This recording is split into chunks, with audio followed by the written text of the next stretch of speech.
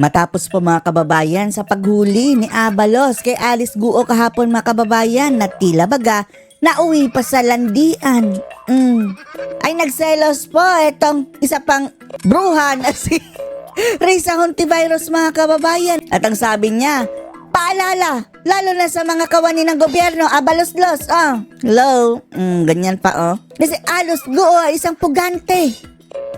Pero wala pa po silang pangkaso mga kababayan na officially tinawag ni Risa Hontiveros sa pugante. May kasong human trafficking na hindi pa naisampa sa korte. Hindi po yan celebrity. Kaya wag daw ituring na celebrity mga kababayan na pa-picture-picture pa, pati si Marbil, grabe ang tawa. Si Abalos na ganyan-ganyan pa. Na ang sabi ng mga netizens na kung si Alice Guo ay nakangiti, si Abalos naman ay nakangiwi.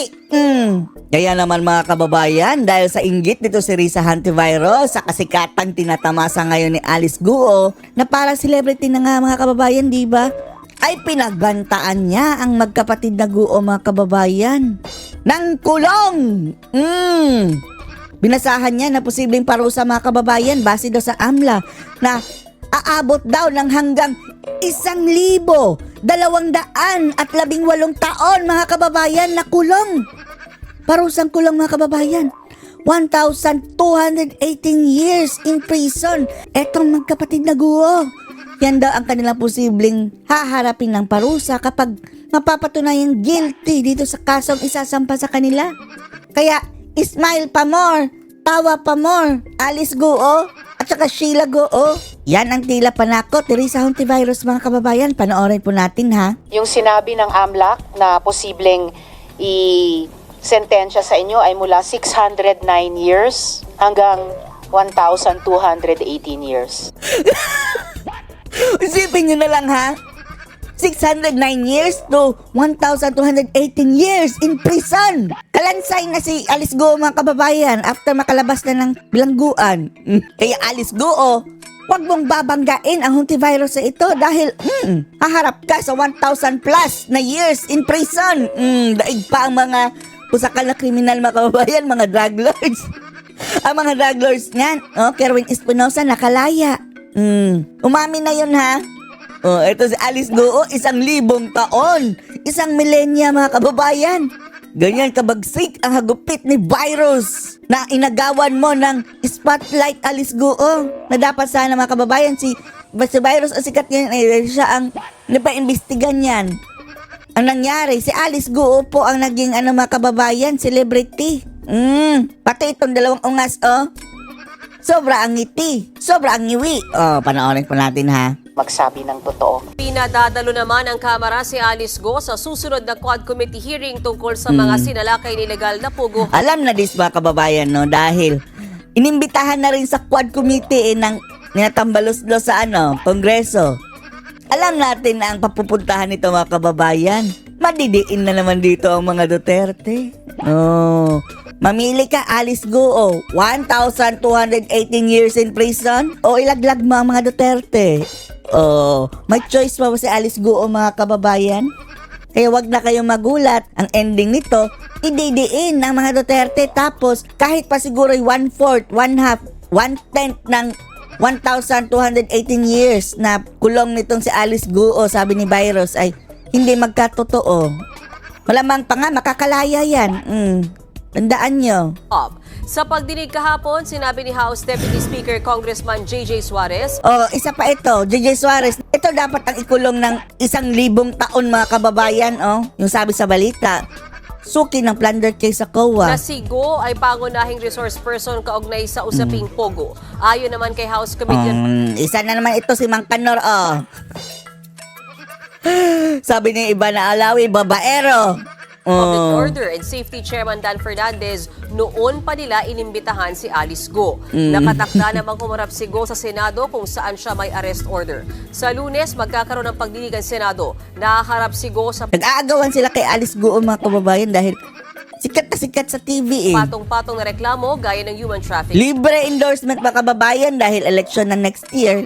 At money laundering. She has an invitation from this committee and we will coordinate with the Senate. Ang sarap pagpugin ng mga ulo nitong mga ungas na to mga kababayan, no? As to her availability in order to be able to attend our committee hearings on Ivana the issue Alawi. of illegal pogos. whole Babaero. Indonesian police. I've seen how meticulous the operation were. For almost 3 weeks, you followed Ms. Si Abalos-los mga kababayan, puring-puri sa Indonesian Police. Kumusta mga pulis mo, Abalos? Kung ang Indonesian Police, napakagaling, napakahusay. Huli si Alice Guo mga kababayan, hindi umabot ng 1 buwan. Samantalang ang pulis ni Abalos ngayon mga kababayan, dahil siya ang DILG secretary naghahanap ng kibuloy sa gulayan. Naguhukay sa KOJC. Pumupunta sa Abubungan, sa Imbornal, sa Puso Negro para hanapin si Kibuloy. Nagbubungkal ng lupa dahil baka nandun si Kibuloy. Pinagtawanan na ng buong mundo ang pulis mo, Abalos. Hindi ba kayo nagsiselos PNP? Kayo binababoy dyan, ginagawa kayong syunga. Tapos si Abalos, puring-puri sa pulis ng Indonesia. and from house to house in behalf of our country and of course our president. Ang presidente rin, number 1 ding, kabalahibo rin ni Abalos. Again, we would like to thank you for all that the hard work that you've done. Ayon sa ating Take the credit na, Abalos. Bureau of Immigration, sa nakalipas na 3 linggo, nagpalipat-lipat si Go sa mga hotel sa Jakarta. May natatanggap daw siyang banta sa kanyang buhay. Katulong ni dekreto kasi. May kakilala Kinat na nila mga kababayan. Ikaw talaga? Yung ang landi-landi, no? Landi-landing pakinggan ni Black Rider, mga kababayan. raw ang dating alkalde na lumapit sa Bureau of Immigration para sabihin ang kanyang pagsuko. Kahapon lang nang maaresto ng Indonesian Police si Go sa Tangerang City sa Banten Province, Indonesia. Siguro dalhin na dito yung pulis ng Indonesia para mahuli na rin si Kibuloy. Dahil ang mga pulis ngayon mga kababayan sa atin bakit sa lupa naghahanap? Sinasabi na from the Chinese mafia. So based din sa observation natin na during the time na nilolocate natin siya dito ay hindi ganun kalaki yung makinarya niya dito kasi kung mapapansin nyo yung mga hotel na pinuntahan niya, hindi yung mga mamahaling hotel. Naglabas na rin ng warrant of arrest ang Capas Regional Trial Court laban kay Go kaugnay ng kasong katiwalaan na isinampa ng DILG. Ngayon pa lang nagsampa ng kaso mga kababayan, naglabas ng warrant of arrest. Nagugat ito sa paggamit umano ni Go sa kanyang pwesto para paboran ang Baofu na kampanya may-ari ng Taiwan. Akala ba namin money laundering? Kailan masasampa ang money laundering? Nasabi ni Huntivirus, aabot ng 1,000 years plus. Maniniwala ba kayo dito mga kababayan?